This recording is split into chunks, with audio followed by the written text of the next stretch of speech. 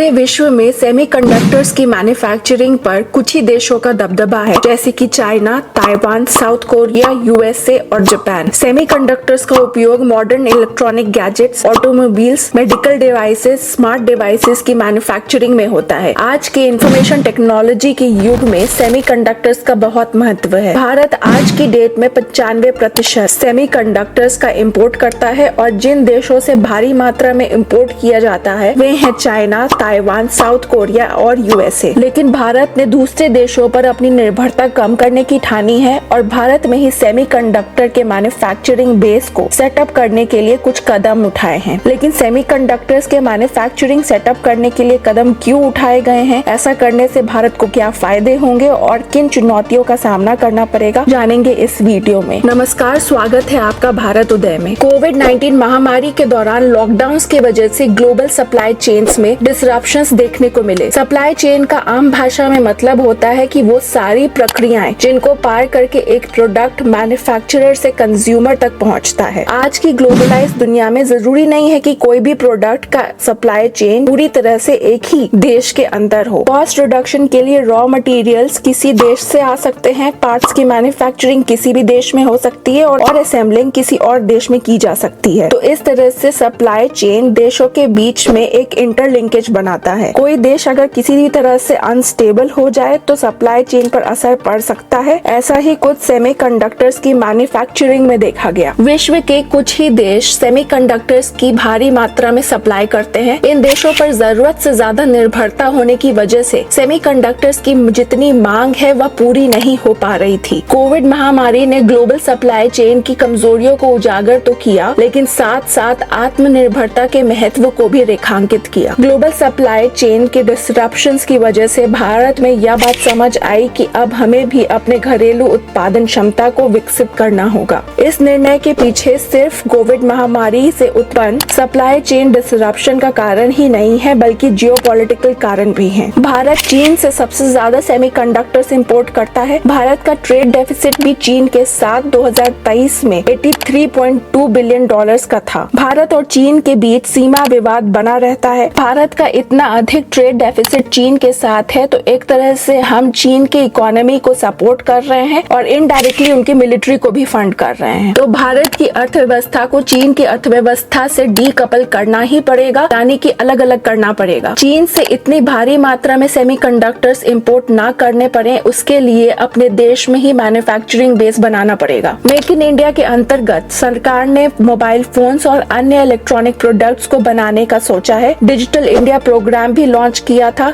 इन सब प्रयासों को अगर गति देनी है तो जरूरी है कि भारत किसी भी तरह से क्रिटिकल इनपुट्स के लिए चीन पर निर्भर ना रहे। चीन की वजह से अगर राष्ट्रीय सुरक्षा पर संकट आता है तो भारत की क्रिटिकल इंडस्ट्रीज को नुकसान पहुंच सकता है, इसलिए भारत में सेमीकंडक्टर मैन्युफैक्चरिंग का बेस होना चाहिए। मिनिस्ट्री ऑफ इलेक्ट्रॉनिक्स और आईटी ने $10 बिलियन का इन्वेस्टमेंट इंडिया सेमीकंडक्टर मिशन के लिए एलोकेट किया है। प्रोडक्शन लिंक्ड इंसेंटिव स्कीम भी लॉन्च किया गया है। $1.5 बिलियन का पैकेज दिया जाएगा सेमीकंडक्टर मैन्युफैक्चरिंग सेटअप करने के लिए। यह अनुमान लगाया जा रहा है कि सेमीकंडक्टर इंडस्ट्रीज डायरेक्टली 13 लाख का रोजगार उत्पन्न कर सकती हैं। लेकिन यह सब करना इतना आसान भी नहीं है। इस मार्ग में काफी चुनौतियों का सामना करना पड़ेगा। पहला, सेमीकंडक्टर मैन्युफैक्चरिंग बहुत ही कैपिटल इंटेंसिव इंडस्ट्री है, मतलब कि बहुत ज्यादा इन्वेस्टमेंट की जरूरत होगी इसे सेटअप करने के लिए। करीब करीब $1 से $2 बिलियन का खर्च एक मैन्युफैक्चरिंग फैसिलिटी को सेटअप करने में आता है। जब सेमीकंडक्टर की मैन्युफैक्चरिंग फैसिलिटी सेटअप करनी होती है तो उसमें पूरा इकोसिस्टम सेट करना पड़ता है और पूरे सप्लाई चेन को भी स्थापित करना होता है, जैसे कि रॉ मटेरियल सप्लाई करने वाली सपोर्टिव या ancillary industry, chip designing, fabrication, assembly, testing, marking या पैकेजिंग से रिलेटेड इंडस्ट्रीज को भी स्थापित करना पड़ता है। दूसरी चुनौती यह होगी कि बहुत मजबूत इंफ्रास्ट्रक्चर चाहिए और साथ साथ क्लीन वाटर फैसिलिटी और पावर सप्लाई जैसे संसाधनों की भी बहुत आवश्यकता होती है। भारत को इन बुनियादी आवश्यकताओं को पूरा करना चाहिए।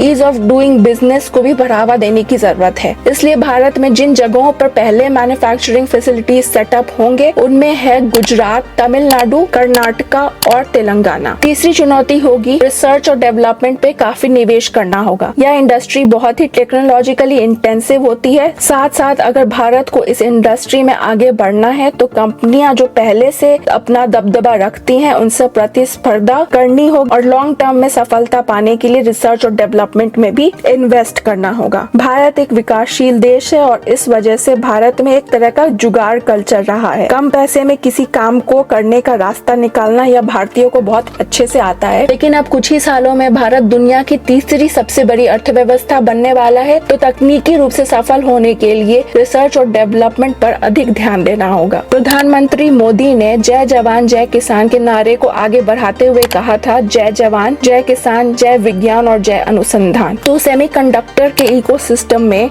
रिसर्च इंस्टीट्यूट्स और एजुकेशनल इंस्टीट्यूट्स का काफी बड़ा महत्व है। चौथी चुनौती है भारत में सेमीकंडक्टर मैन्युफैक्चरिंग के लिए पर्याप्त टैलेंट को विकसित करना।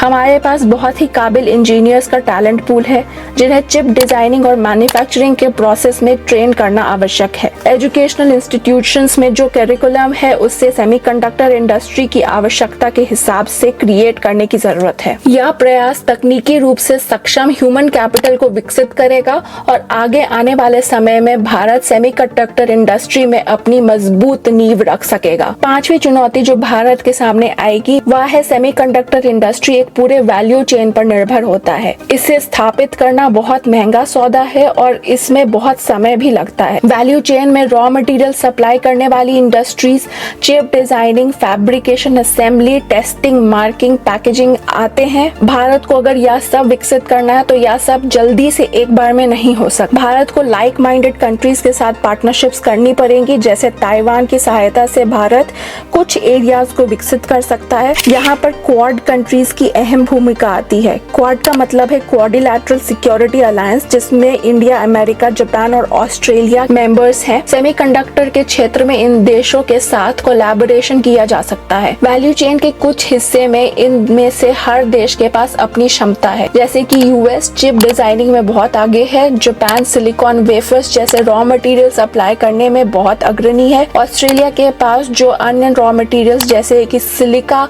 गैलियम सप्लाई करने की क्षमता है। यूएस में मैन्युफैक्चरिंग प्लांट्स भी हैं। हाल में ही यूएस की एक कंपनी माइक्रोन ने गुजरात में ATMP प्लांट को स्थापित किया, जहां पर असेंबली, टेस्टिंग, मार्किंग और पैकिंग होगी। भारत में जो सबसे लो हैंगिंग फ्रूट है, मतलब कि जो क्षेत्र जिस पर भारत जल्दी से एक्ट कर सकता है, वह है चिप डिजाइनिंग में स्पेशलाइजेशन हासिल करना। हमारे पास ऑलरेडी बहुत ही काबिल इंजीनियर्स का पूल है जिनको चिप डिजाइनिंग में ट्रेन किया जा सकता है। कोविड पैंडेमिक के बाद बहुत सारी विदेशी कंपनियां चीन से अपने मैन्युफैक्चरिंग बेस को हटाना चाहती हैं और दूसरे देशों में अपने मैन्युफैक्चरिंग बेस तलाश रही हैं। सरकार ने इन कंपनियों को आकर्षित करने के लिए फिस्कल सपोर्ट देने का भी ऐलान किया है। इन सब चुनौतियों को भारत को पार करना होगा, लेकिन साथ साथ इन चुनौतियों से निपटने के लिए भारत के पास सॉल्यूशंस भी हैं। भारत को ऐसे भविष्य की नींव तैयार करनी होगी जिसमें भारत सिर्फ टेक्नोलॉजी का कंज्यूमर ही नहीं बल्कि क्रिएटर और इनोवेटर भी बन सके। अभी तक के लिए इस वीडियो में इतना ही। अगर आपको ये वीडियो पसंद आया तो इस वीडियो को लाइक कीजिए और चैनल को सब्सक्राइब कीजिए। आपका वीडियो देखने के लिए बहुत बहुत धन्यवाद।